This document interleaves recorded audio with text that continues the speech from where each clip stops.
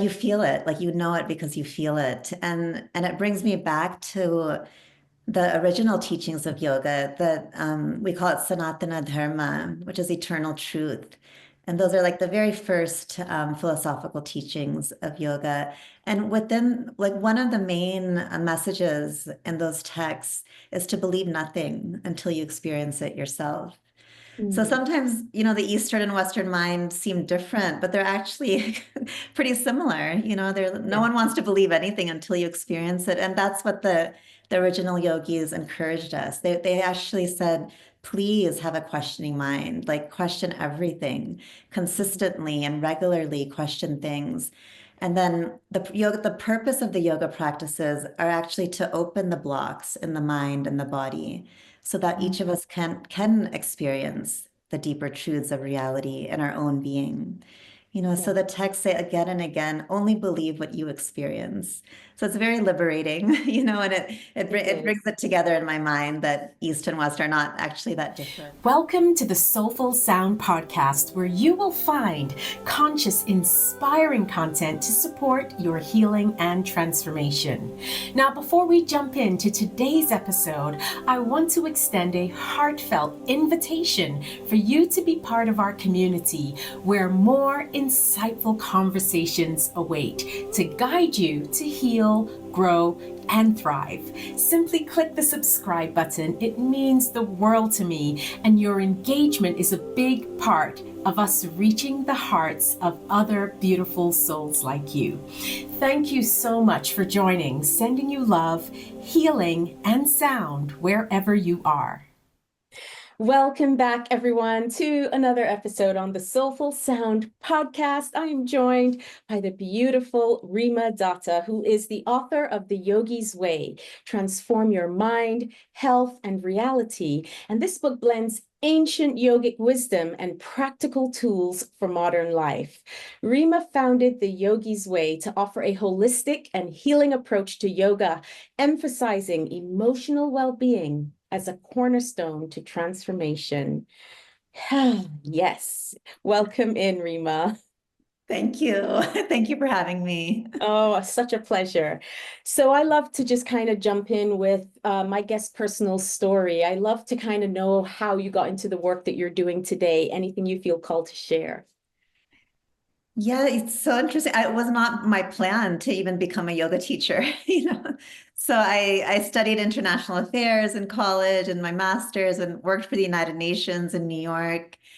And after 9/11, my life just totally changed. And I realized like this teaching I had been exposed to since childhood just like rang true to me so deeply that peace really has to start within.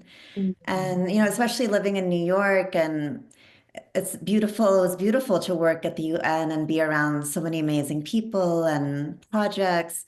But I felt sensitive to just the general feeling of New York City and the anxiety and the stress and that, just that lack of inner peace. And then Mm. 9/11 was so tragic. I just made a drastic change in my life after that and quit my job, left New York City, moved to California, and connected with the yoga studio there and started.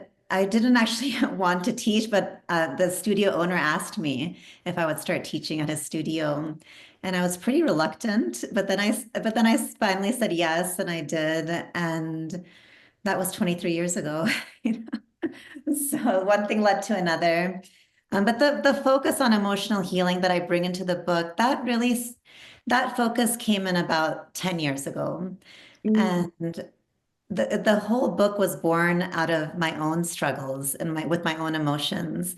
About 10 years ago, I went through a separation with the father of my daughter, who was 3 at the time.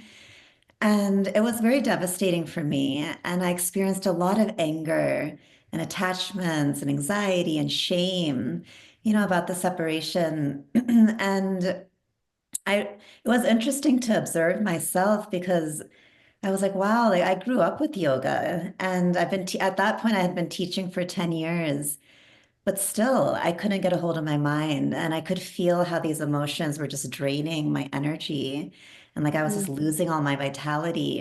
And I was realizing, what we read in the text, that the mind is so powerful.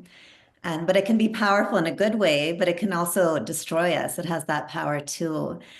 And so I had to really take a pause and just come to terms with what I was feeling, which was that something is missing in my own practice. Like I just can't like manage these emotions. And it wasn't just for a day, it was like for weeks and months, So at one point, when my daughter was about 3.5, I decided to move into my parents' home and just lean on them for a bit, get their support. And at that time, I just poured myself into the wisdom of the original yoga texts, which is my family tradition. So my family's, at home, our bookshelves are full of like books on the Bhagavad Gita and the Vedas and the Upanishads, just these original texts of yogic wisdom. So I picked them up and I started to read them. And even though I had been exposed to those teachings since childhood, like to read that wisdom with the eyes of a mother and a grown woman and someone who had just experienced this deep wound, it's like the wisdom came alive to me in a different way. And actually my whole approach to yoga changed. And I started to see like the original wisdom. It's so fascinating because it's all about the mind and it's all about really understanding the human mind and accepting the tendencies of the human mind, and that we have the mind will go into these thought patterns and we will experience these kinds of emotions, which is nice because we don't have to judge ourselves, when we're in the thick of it. It's like, okay, this is part of being human, which takes, that's just one layer of healing, just that, that beautiful acceptance and acknowledgement that this is part of being human. But then the other layers are just like teaching us how to really get to the depths of these emotions and process them in ways that are very healing instead of letting the emotions damage us. So I started to apply those practices to myself because I needed them so badly. And then I started to share them. And eventually this book was born. That is beautiful. And I know that in your book you have these guidelines. It's like a kind of a 12-week guided, self-guided course, if you like, that is primarily focused on, as you just spoke about, the mind. So the mind and consciousness versus the physical poses. Of course, those are part of it, but it's not necessarily the focus. Can you talk about some of the practices that you offer in the book? Yes. Yeah, it's so interesting how my experience with yoga in the West and in India is so dramatically different. In the West, we tend to center the practices on the mind, whereas in India, it's like all about, like you said, the mind. Or sorry, in the West, we center the practices on the body. Yeah. And in India, it's more about the mind and consciousness. So to help to just bridge that gap, I brought in a lot of teachings on mantra. I brought like a lot of mantras are affirmations. Like there's the beautiful songs that mantras can become.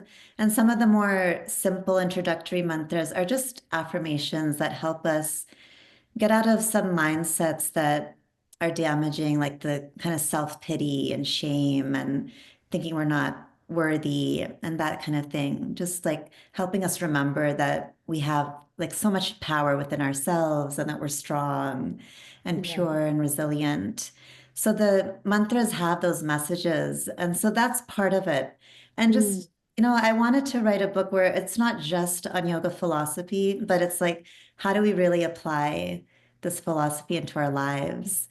And so some of it is, that well, this is a mantra and this is the time of day and the way you can bring it into your life. And one of the mantras is just 15 seconds that we do every morning. And it affects the whole day. And Yeah. then there's a lot of awareness practices. I think one of the most powerful awareness practices is becoming aware of what triggers us. So I call it the klesha trigger practice and or the klesha trigger log, sorry, Yeah. and the KTL. And that brings in this word klesha, which is a Sanskrit word. And the literal translation is a mind poison or a destructive emotion. So those are strong words, right? They But are, it yeah. does point to the power that those kinds of like some thought patterns and emotions can have. So klesha in the Yoga Sutras, they identify the major kleshas as anger, attachment, fear, isolation, and delusion. Mhm. And to be clear to the listeners or watchers, there's the texts are very clear that no emotion is good or bad in and of itself. Like anger can lead to a lot of clarity and positive energy and action. So to get out of that thinking that any of that cliches, they're not like emotions aren't good or bad, but they can, if they're not processed, if they're just ignored and kind of brushed aside because they're too uncomfortable to be with, then they can turn into cliches, like they can become harmful. And Mhm. so the klesha trigger log is just starting to get in touch with like what are our biggest kleshas that we struggle with and what are the things that trigger us.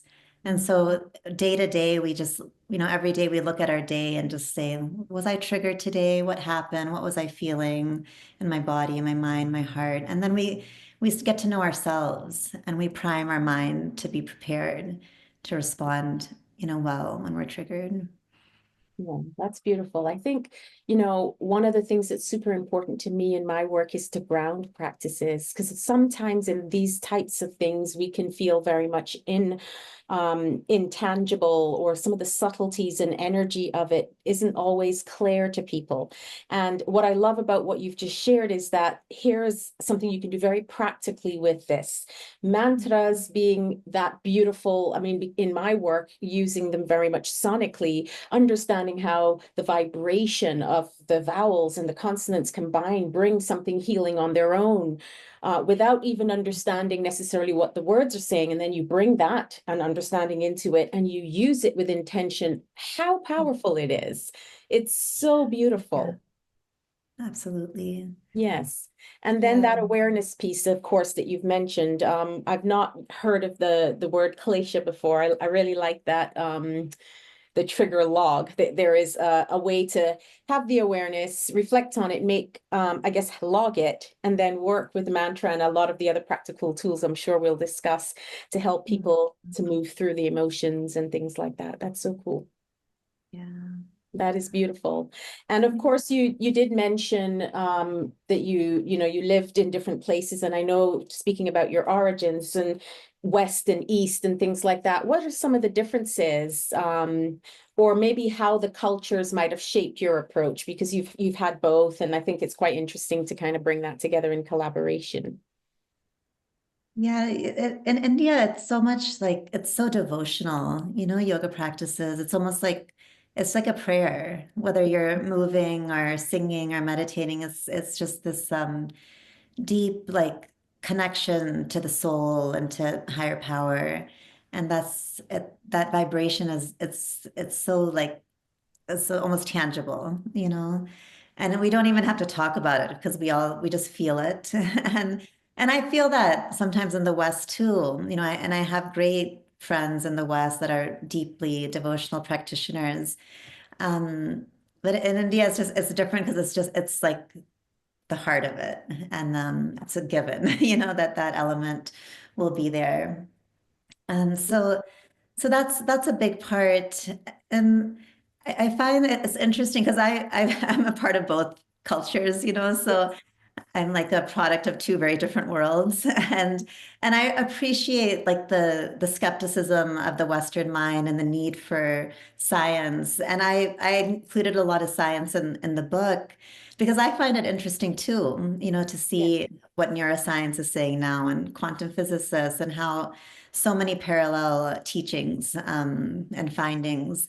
So I included a lot of that in the book, and but it's interesting to me, like whoever we are, whether we're in the East or West, it's when you actually start practicing and Mhm. experiencing the benefits. It's like interesting that science is saying all these things to support the wisdom, but you feel it, like you know it because you feel it. And it brings me back to the original teachings of yoga that we call it Sanatana Dharma, which is eternal truth. And those are like the very first philosophical teachings of yoga. And within, like, one of the main messages in those texts is to believe nothing until you experience it yourself. So Mm. sometimes, the Eastern and Western mind seem different, but they're actually pretty similar. No Yeah. one wants to believe anything until you experience it. And that's what the original yogis encouraged us. They actually said, please have a questioning mind, like question everything consistently and regularly, question things. And then the purpose of the yoga practices are actually to open the blocks in the mind and the body so that each of us can experience the deeper truths of reality in our own being. Yeah, So the texts say again and again, only believe what you experience. So it's very liberating, and it it brings is. it together in my mind that East and West are not actually that different. Yeah. Um, And yeah, and that kind of comes back to our innate way of experiencing the world. As babies, toddlers, when we start to experience the world, the first thing we try to do is put things in our mouths to taste it, to get yeah, to experience it, right? It's not like, I wonder mhm, what that is. It's just like, let me just experience it, taste it, yeah, bring it to the senses, to the body. And I think that mhm, as we grow, of course, we won't pick everything up and put it in our mouths now, but we still have that innate sense to experience or to taste or to touch or to feel and to know through the experience, which I think is super profound. yeah, yeah, Yes.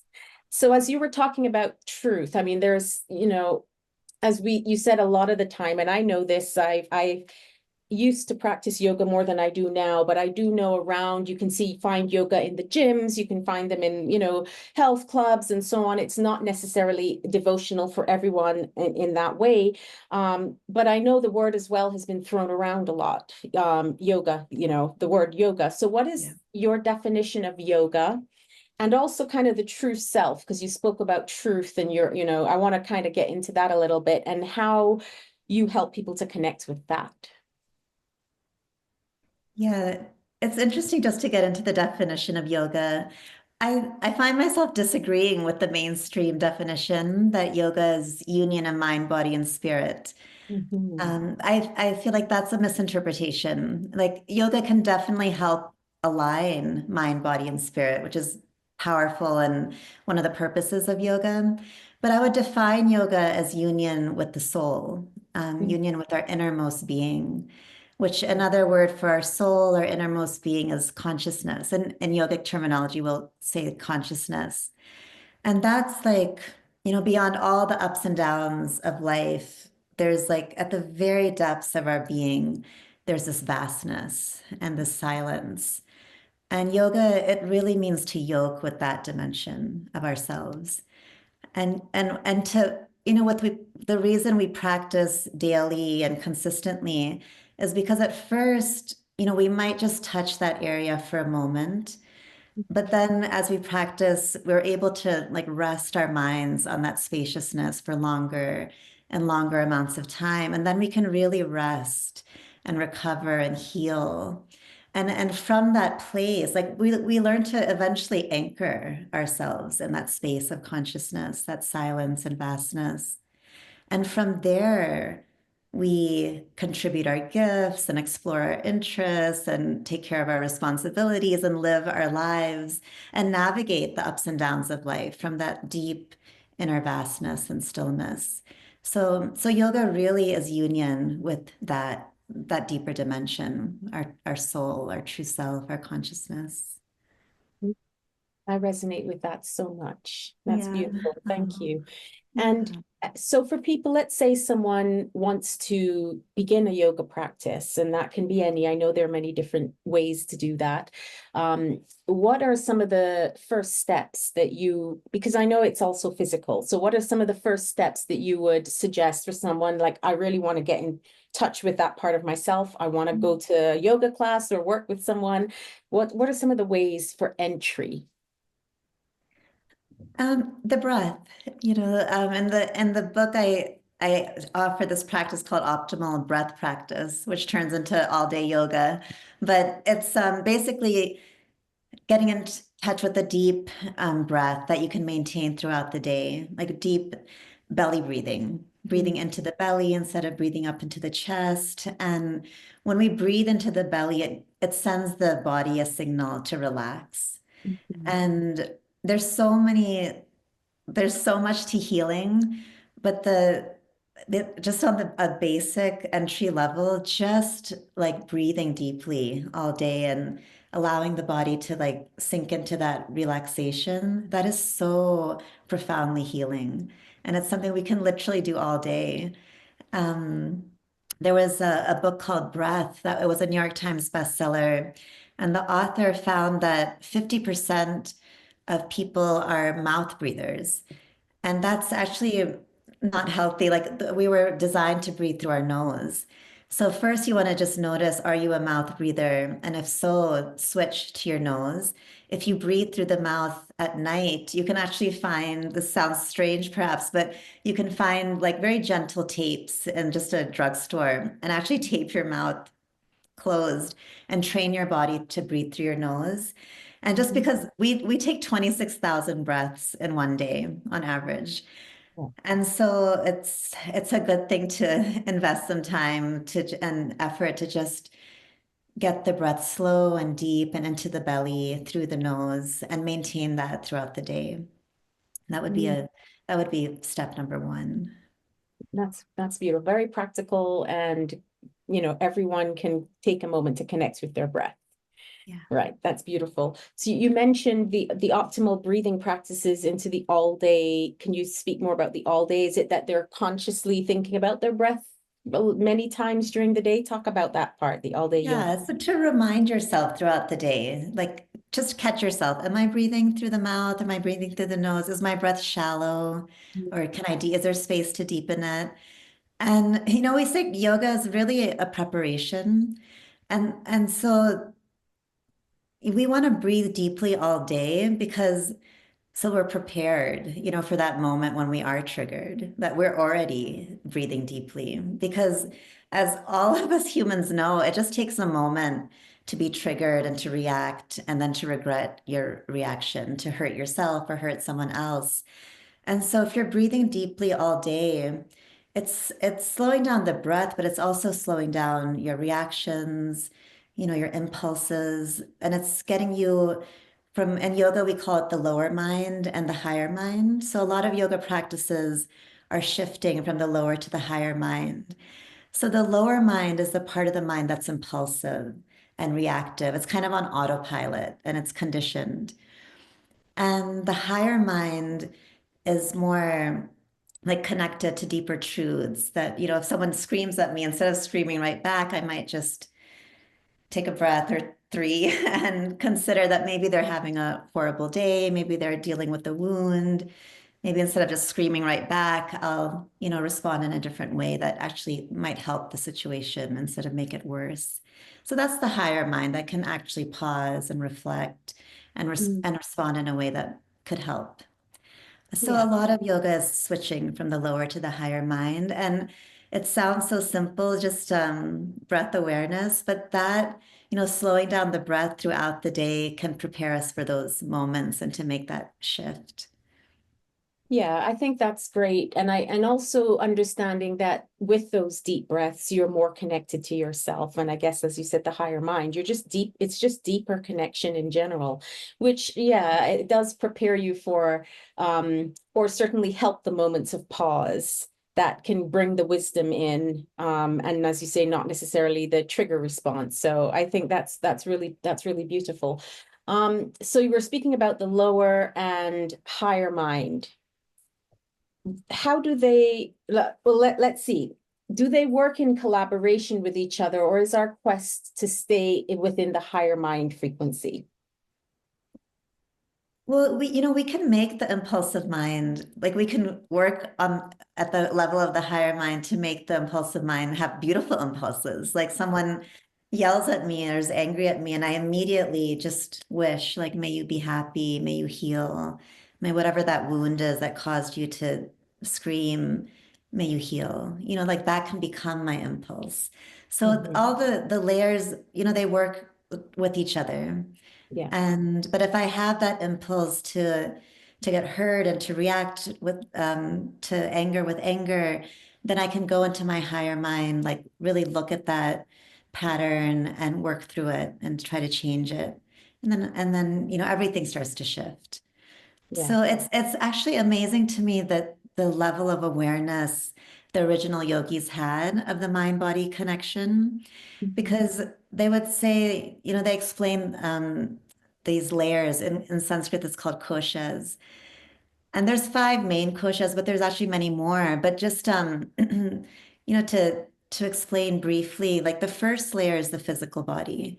So in the Mhm. West, when we say body, we're mostly, referring to the physical body that we see when we look in the mirror, that we can touch and feel. But in yoga terminology, the body has five layers. Like the physical body is just one layer of the body. And then it's all the other layers are part of what's called the subtle body. And so underneath the physical body, there's the energetic body, like our pranic body. But underneath the energetic body is our mind, the lower mind and the higher mind. So it's our thoughts and our emotions and our impulses and our reactions, our responses. That's all the mind. So they'll say, like, well, what affects the physical body? The energetic body affects the physical body. But then what affects the energetic body? Our thoughts and our emotions affect the energetic body. And so as we work with our thoughts and emotions, we shift our energy, and then that starts to change our physical body, our physical health. So there was just a very deep understanding, of that mind-body connection, and even how do specific thoughts and emotions affect specific parts of the energetic and physical body, like a very refined understanding. Yes, yes. And that's precious. And the reason I asked about that collaboration is because they're obviously there to serve us in some way. And it's not, as you said, about the emotions being neutral, not negative, more positive. It's just how do we Yeah. use the energy? The lower mind and higher mind, in my understanding, is they both have their purpose, and we need to be able to understand the purpose of the lower mind, because that's a lot of the time, unfortunately, but I think it's true for most people, where we spend a lot of time in this Yeah. three-dimensional, as we say, all the things, all the stimulation that's around, and the distractions that sometimes keep us outside of ourselves. And Mhm. to really stay in that deep connection, I think it's really a beautiful collaboration to learn how, as you said, yeah, a quick response, or a not a triggered response, but what's the word?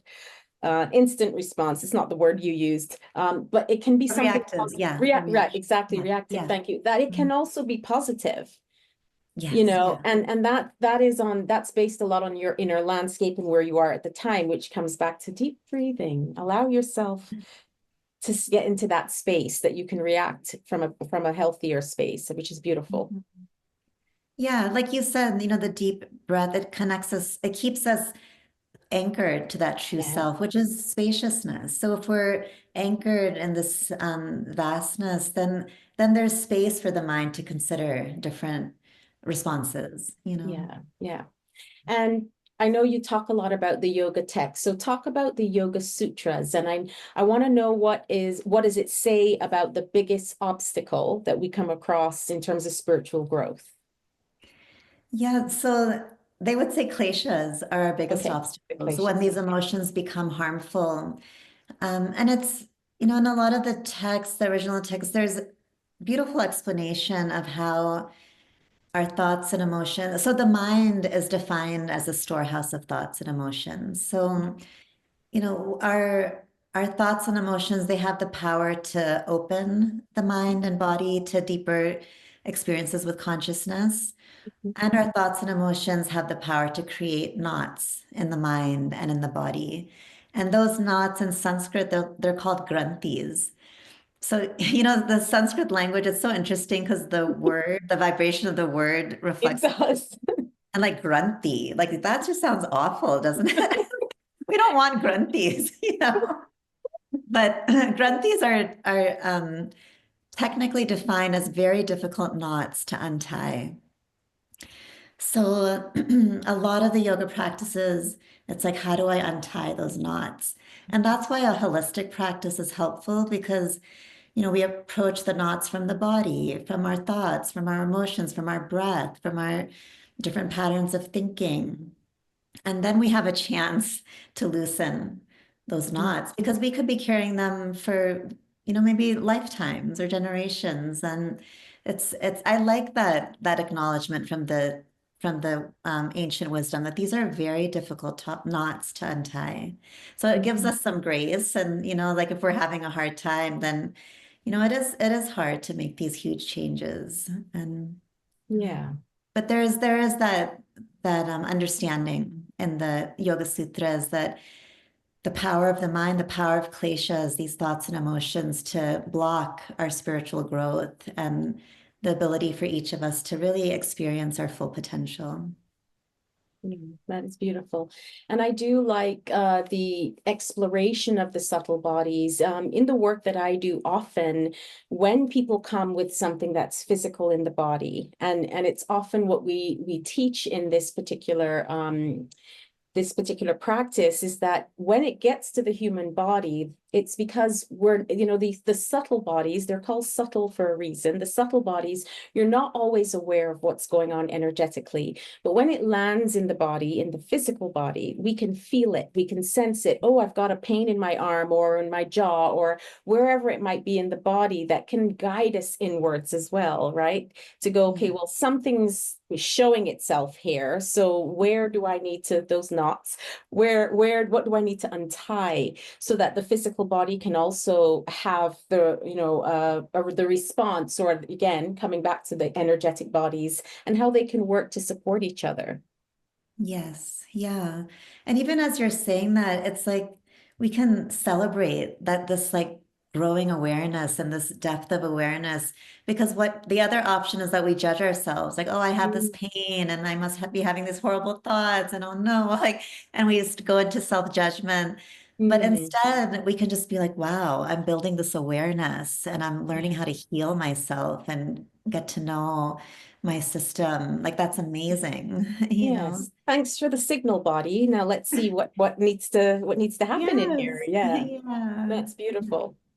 So talk about the mitras. I want to, because you spoke about the grantis, is it? I Granthis. love Yes. it. So what are mitras and how, talk to me about that and why they're important for us in our lives. Yeah. So Mitra, it's a beautiful Sanskrit word that means a friend. It's like a very Mm, special kind of friend. It's a friend that protects you from harm, not just the harms of the world, but the way we harm ourselves, through our own words, our own thoughts, our choices, our actions. So mitras even if you just have one mitra, that's amazing, or two mitras on your journey.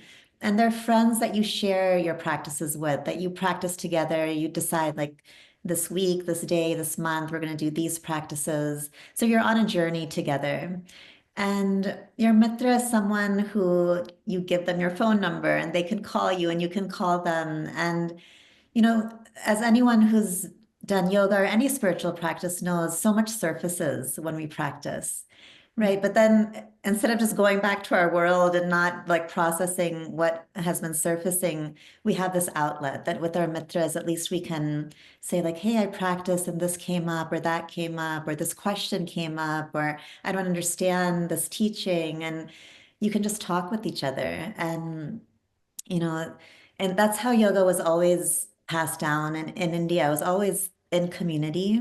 So people had, their friends and their colleagues with whom they can debate philosophies and ask questions and have fun with the practices. You can also like share meals and music and laughter and tears.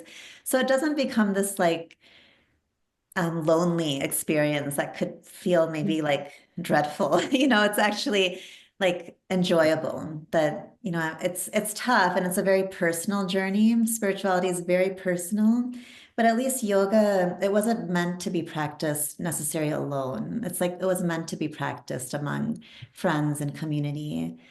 And Mitra in the Vedas, which are the original texts of yogic wisdom, Mitra is depicted as a deity who symbolizes love and friendship and honesty and contracts. So your Mitra, it's someone who you can practice honesty and vulnerability and courage with, because sometimes it's hard to even talk about what's coming up, you know? But Yeah. you have that opportunity to practice honesty with and courage. And then your mitras eventually they become accountability partners, which is also so powerful. And now research is showing that people who have an accountability partner are 65% more likely to reach their goals. And people who have regular check-ins with their accountability partner, that number skyrockets to 95%. And then if you don't have an accountability partner, it's like a 10% success rate, to Mhm. actually create change, like lasting change in your life. So your mitra becomes that accountability partner, and you're so much more likely to stick with your practices and have that motivation and that juice to practice consistently. I love that. That's so beautiful. I didn't know the stats were so drastic as well, because I definitely work very well in with being kept accountable and doing that for my friends and family and so on. Well, I'm interested in your thoughts on this, sharing my own personal experience. I grew up in a very metaphysical, spiritual, open-minded background. And I've had a very long-term meditation practice. From as young as 6, we were meditating and just going into silence and enjoying, and like my lineage is very much that. And then I also, from a music perspective, singing and exploring the voice and sound, I developed a really deep relationship with the breath and my body and breathing, and how to, as you say, that deep breathing and so on and so forth. Fast forward into my young adulthood, and I'm saying, oh, I want to see what yoga is about. Let me try this, and let's go into a class.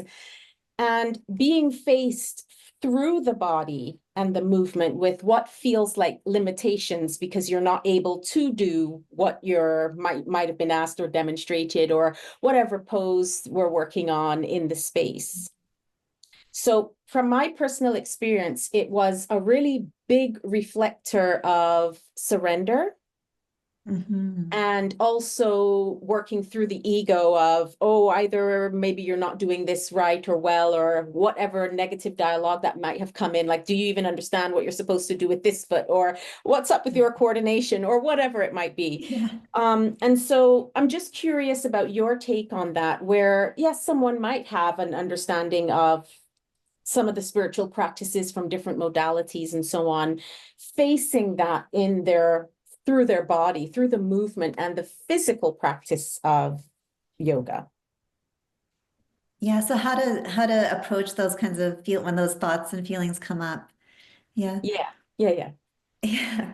Um, Gosh, I think to give ourselves grace, especially when we're doing postures, there's so much going on. There's like the awareness of the body and the breath and where to place every little part of our system.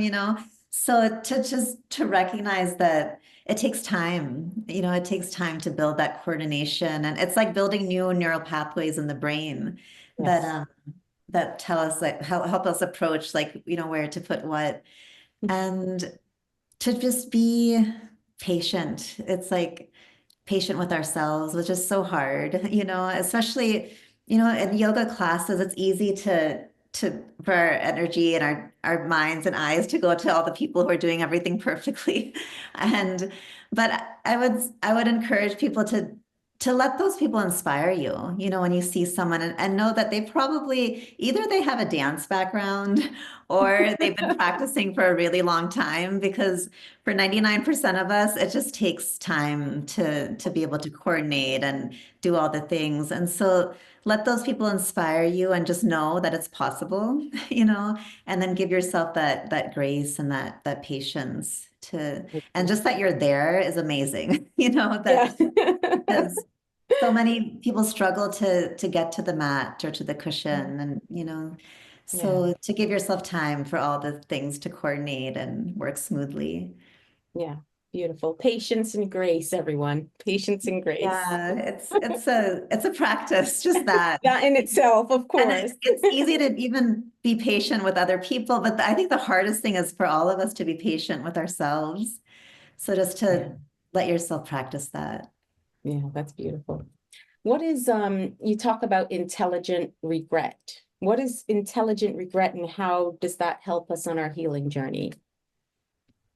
Yeah, so with the Klesha trigger log that we touched upon when we're Yeah, getting in touch with our triggers and our kleshas, there's other awareness practices in the book. And one thing that can happen as we start to cultivate awareness of our own thoughts and our emotions and our choices and our actions, sometimes we can get down on ourselves and feel like, oh my gosh, for years I've been having this pattern and I've been hurting myself, I've been hurting others.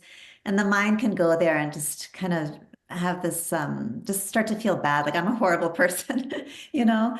There's one awareness practice I teach in the book, and every student has the same response. And I had the same response when I learned that practice. Like, I am such a bad person. Like, when you actually start to really refine the awareness of of all your thoughts and words. So we have this practice, like you can, instead of getting down on yourself, you can practice intelligent regret, which is just recognizing that, yeah, in the past, like I've had this habit of thought or words or actions that have been hurtful. And I'm just going to recognize that I've had that pattern, and I'm going to decide to do my best not to do this again and to change the pattern. And so it's an intelligent regret, like you regret it, and but you don't go into like shame, which is the other side of that is like what's called dysfunctional guilt, which because like mm, shame and guilt, that just strips us of our energy and it doesn't really do anything good. But yeah, intelligent regret, it's like you can acknowledge, like, yeah, I've had this harmful habit and make amends and then just tell yourself I'm going to do my best to shift. yeah. So it's kind of recognizing then those things that you, in the hindsight of things you wish you had done differently, and find moments and ways that you can make those shifts. And in the process of learning, because we don't always get it done just because we want to, being gracious and again, gentle with ourselves or compassionate with ourselves through the Yeah. process. Yeah, Yeah, I quote Maya Angelou in the book that she says, when you know better, do better. yeah, So now in this book, we're building awareness, we're recognizing habits we may have had that hurt ourselves or others, and we didn't know at the time. So it's okay. Like we can forgive ourselves and have that intelligent regret. yeah, And then now that we're starting to know better, we can start to do better. yeah, absolutely. Absolutely. I love that quote. What are some of the examples? Because we did speak a bit about the science, and I think that, yes, a lot of people like to know about the science that kind of supports the work and things like that. So what are some of the examples that you've used to support the ancient yogic wisdom that you taught and how it helps us both with the mental, emotional, even physical body and states of health? Yeah, there's so many layers to that. In general, there's countless studies now that show how our emotions affect our physical body. So if we're feeling anger for months and years and not processing it, not expressing it, not clearing ourselves, Yeah, then that can lead to like cardiovascular disease. Loneliness can also lead to dementia and other diseases. So there's this clear connection between emotions and the physical body and yeah, thoughts and the physical body. And then also on the other side, how forgiveness, love, hope, connection with community all improves physical health as well. So that's those studies are there. And then even with mantra, studies that show the power of affirmations. Like mantras are things that, it can be a short, like some of the meanings are just simple, like I am strong, I'm capable, I'm pure. And repeating that over and over again, like the neuroscientists would say that repetition is necessary to create a new habit, to create those new neural pathways. And the yogis would say the exact same thing. And this is why we repeat mantras over and over again, or we do the same yoga practices again and again, because that repetition and consistency, that's the only way to really create lasting change. So in that way, the Yes. neuroscientists and yogis are saying very similar things. And even neuroscientists are now saying that these affirmations, when we tell ourselves these positive statements, they actually work. They affect our behavior and they affect the way we experience ourselves and the world. Yes, that's super powerful. I mean, I talk about this in the sound healing work that I do because some people say about affirmations or mantras or repetitions like, well, how does it work if you don't believe what you're saying? You know, you're Mm. just saying it over and over again, but you don't actually believe it. And I have my own take on that, which I'm happy to share, but I'd love to know yours. When someone says, okay, it's great to repeat something over and over again, but what if you don't, believe the beautiful thing about yourself that you're saying? Mm. Yeah, I mean, like I'm sure you've experienced so much, like the vibration has an effect. Somehow it's like those subtle things are hard to explain. But and I think that's why the original yogi said, don't believe anything that you don't experience, like Yes. Yeah. it encouraged people to try to experience some mantras and see do they feel a shift as they sink into different vibrations. But I think, yeah, those vibrations absolutely make a difference. And we plant seeds in our mind, with each time we recite a mantra, whether we know the meaning or not, it's still planting a seed.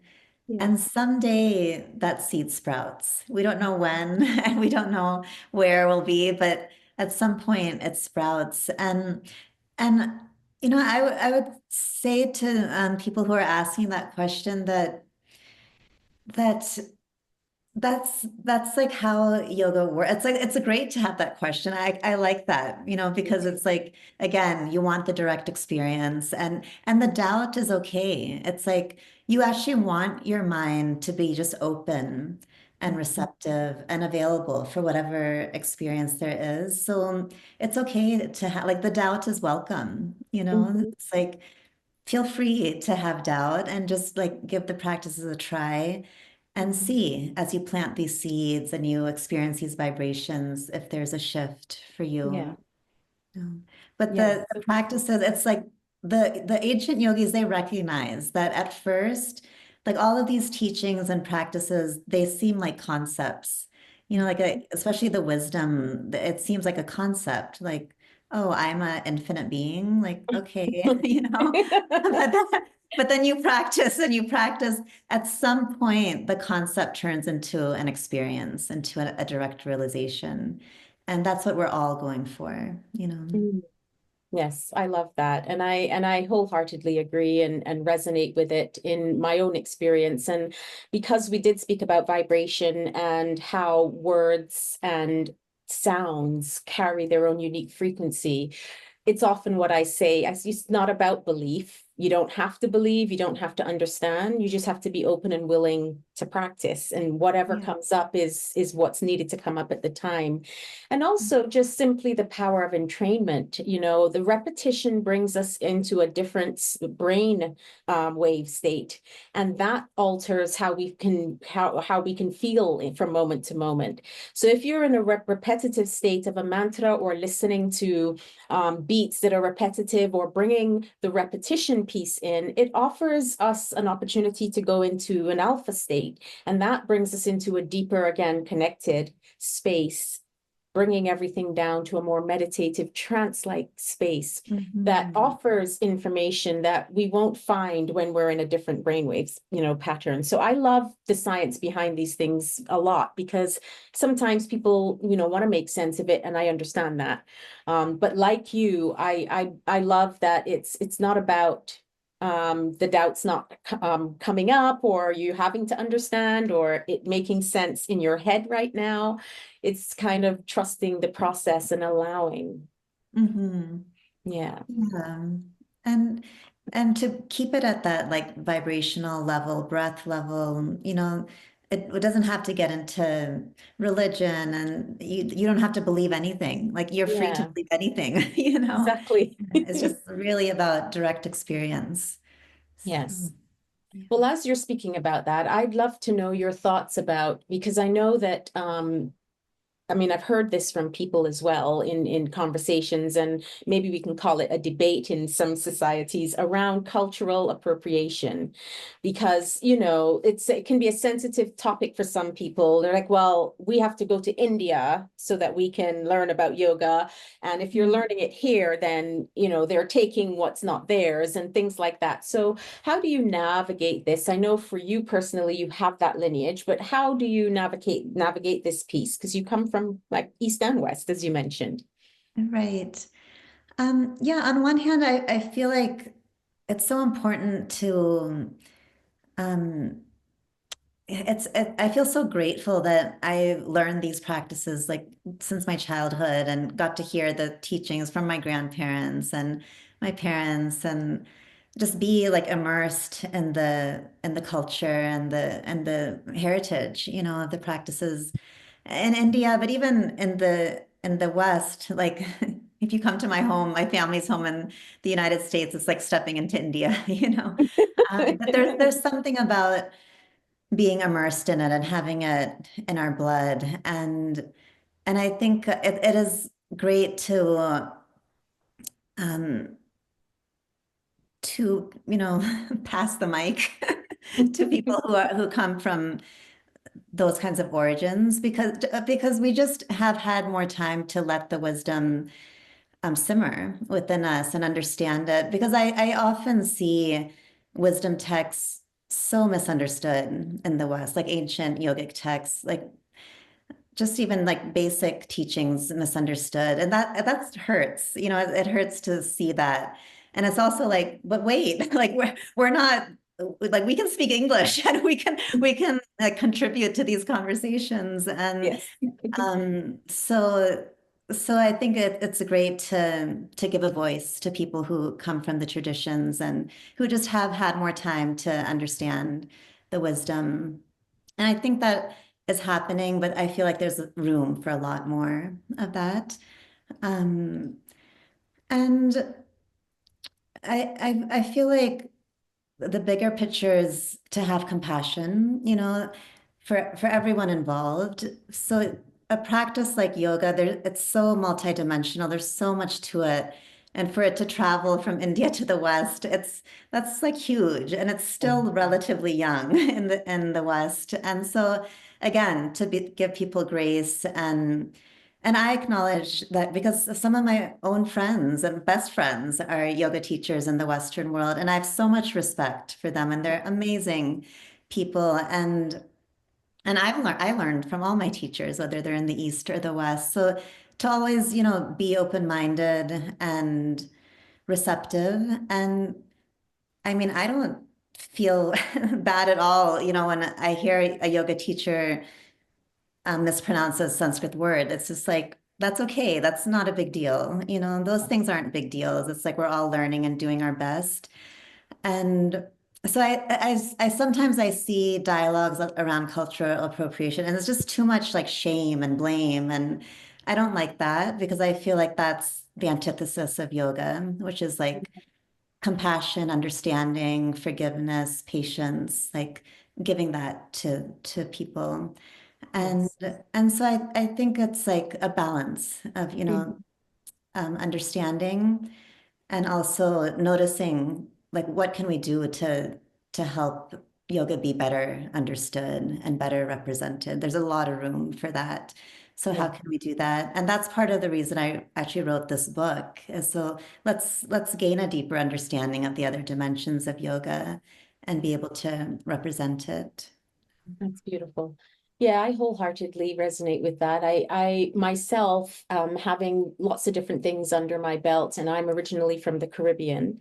Mhm. I have a shamanic practice that isn't from the Caribbean, for example, that I learned, and this is something that, for me, I have a responsibility to honor the lineage, to Yeah. honor and represent with integrity the lineage of what I've learned, and understand that it is a sacred practice that is passed on with permission to explore, expand, and be able to help others in the way that it's meant to.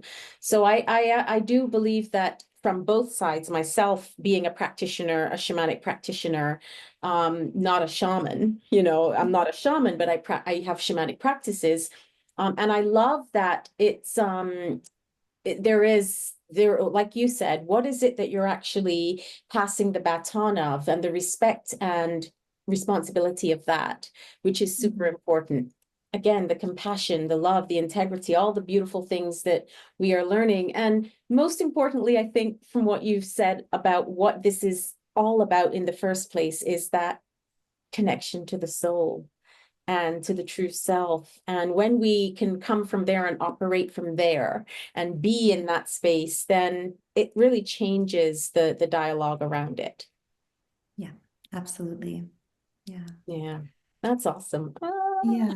Yeah. So it feels like a balance between, like you're saying, respecting the traditions that we're teaching Yes. and also recognizing that all of our spiritual practices are helping us do the same thing, right? Connecting to Yeah. soul, that love, that's our innermost being. Yes. So if there Absolutely. is some imbalance, then even to approach that from that space of love and understanding. Yeah. I think that's so important. I have a question about the three-step process that you offer in terms of receiving the spiritual teaching. What's the three-step process? Talk to us about that. Yes, so there's Shravan, Manan, and Nididhyasan in Sanskrit. So Shravan means listening, and I think the ancient yogis they knew the tendencies of the mind so well. So they understood that sometimes when we're receiving a teaching, the mind wanders and we get distracted, and they didn't even have cell phones then, so we're in a much tougher to just focus and listen. But that's the first step, is just to set all the distractions aside and do your best to really be present and listen. Mm. And then the second is reflection. So Mm. taking space to let the teachings, whatever you're hearing, to really see, like, how is this resonating in my heart, in my being? What am I feeling as I listen to these teachings? And then the third is meditation or meditative practices. And then it's like, well, let me get into a meditative state and see how these teachings resonate within my being. See if I can turn it from a concept to an experience. Mm. Yeah. Beautiful full circle on that. I love that. Mhm. Yeah. What do you hope that your readers, those who read the Yogi's Way, what do you hope would be the, not necessarily biggest takeaway, but main takeaway from the book? That just that, inner peace is possible. And I think it's hard to know that that's true when I look at the statistics of anxiety and depression, and I've felt those things myself. And so I know how gripping it can be. Mm. And it just feels like sometimes there's just no way out, and it's just overwhelming. And especially with, the state of the world. And just to know it takes effort, like it takes effort to do these practices and to be consistent. And but they do become enjoyable, just so you know, the practices aren't like a drag. They actually, you start to enjoy them. Um, but with consistency and with practice, like it really is possible to create a peaceful state within yourself. And it's not selfish, because that's what we bring to the world, our energy and everything that we do, like we started with, we're rooted in that inner peace, and we become more effective in everything that we do. So it's for ourselves, but it's more for the world, for our surroundings. Mm. Beautiful. Thank you. I'm so grateful for you, for your time, for your work, and just celebrate all the work that you're doing to help us to heal and bring more grace to our lives, more peace to our lives, and learn how to navigate the ups and downs as we always have them, with more compassion. So I just want to say thank you so much for your time and your sharing. It's so appreciated. Oh, you're very welcome. And if anyone is reading this book and they find it, like you have a really hard time finding a mitra, or you want to practice in community, You're always welcome to join our community. I'm actually starting a 12-week online course next month, Awesome. and anyone can join from anywhere, and we'll go through all the practices in the book together. That's amazing. I will put the links to all of that with this episode because I think that we need more of this. And so, Mm. yes, listeners and those of you watching, definitely check out the Yogi's Way and Reema's work. And I just want to ask one final question before we wrap up today. And that is, what is your soulful sound to the world? That is a prayer or desire that you wish upon the world. Hmm. There's this vibration I've been working with that's also in the book, So Hum, and it means I am that. I am that consciousness. I am that field of pure possibility, of pure potentiality. May that turn from a concept to a realization for all of us, and may we give ourselves fully and freely to the world. So, thank you. Um, If you love this episode, hit that like and subscribe button and make sure to check out our other episodes. Thank you so much for tuning in, sending you love, healing, and sound wherever you are.